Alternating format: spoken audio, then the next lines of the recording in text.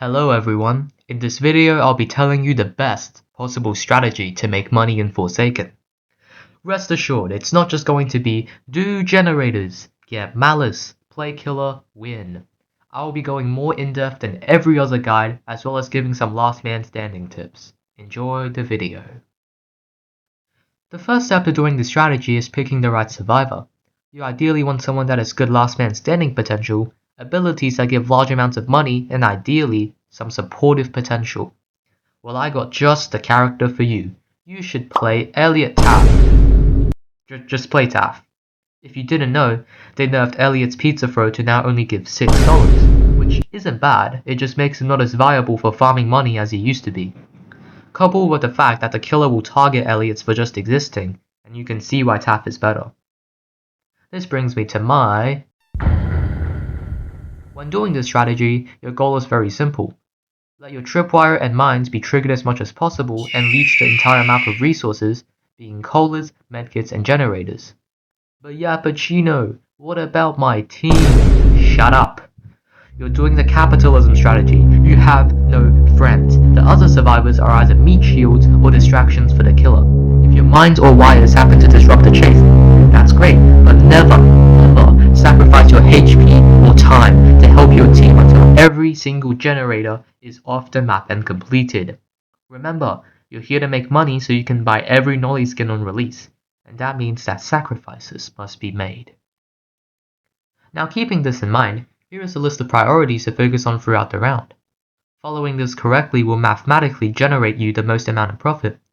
Getting hit by Gashing Wound because you couldn't get off the generators in time is not. Your first priority is getting your subspace trip mines onto the map. This is crucial because they give $5 every time a killer triggers it, while also reducing the cooldown of your next bomb by 10 seconds. Throw your mines into key choke points where chases are likely to happen. This ability should never be off cooldown unless you're being chased. Second priority is generators. Make sure to memorize every single spot where generators can spawn on the map and go to all of them, making sure to avoid the killer. If you want, you can wait until the killer gets fixated onto one of your teammates before starting your patrol, as getting singled out first will lose you at least half of your potential profit. Here's some tips for the generators. If there's one section left of the gen and someone's doing it, just run to the next one. It's not worth trying to complete it only for the other person to do it first, wasting you valuable time. This also applies to when the gen is half full and two people are doing it. Learn to judge whether you are able to steal a section before the other person can finish it. Running to the next gen can potentially secure you the entire generator, earning you massive profit. Staying can result in you getting nothing and having to fight over the next generator with your teammates. If you're on a generator and the killer is nearby, either position yourself so that your teammate is closer to the killer so they get hit instead, or use them as bait so you can return later while they're being chased. Killers are good in this sense because they can force your teammates off the gens, allowing you to take every single gen. When being chased by the killer, you can potentially lead them to people doing generators. This not only shakes the killer off as they will want to land abilities on stationary targets, but also stops your teammates from doing the generator, allowing you to come back and finish the rest of it. Remember, you're not only trying to get generators, you're trying to prevent the team from getting generators so you can get more in the long run. If worse comes to worse and the team dies, just play out last man standing, which I'll be giving tips to later in the video. Speaking of videos, it would be very much appreciated if you like and subscribe. The support on my previous videos has not been forgotten, and I will be releasing more unique guides that other creators aren't covering. Back to the video. When all generators are off the map, this is when you can start relaxing and preparing for the last man standing.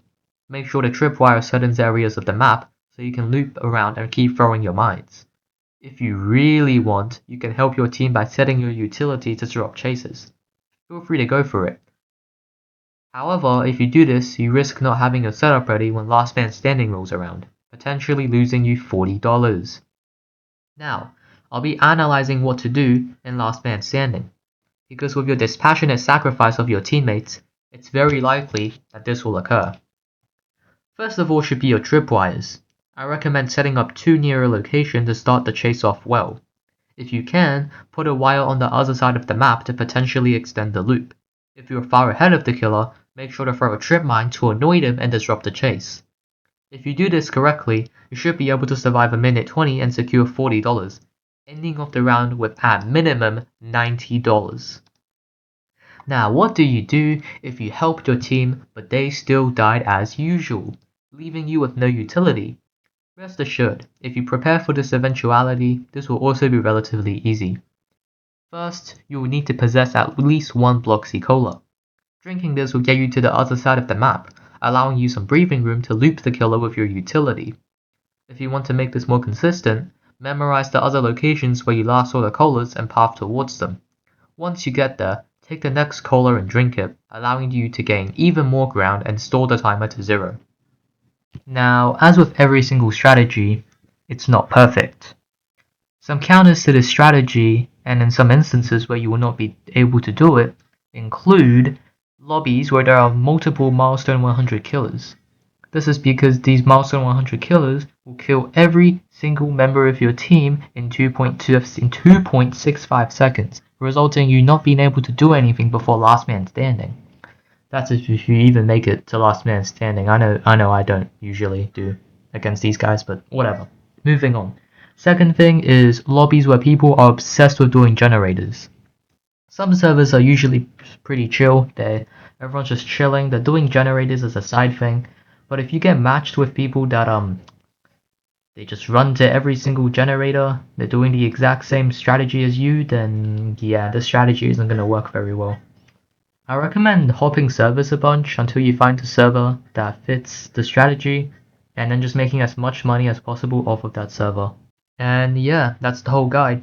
Good luck with achieving success with this and buying every single skin you've ever wanted. Peace.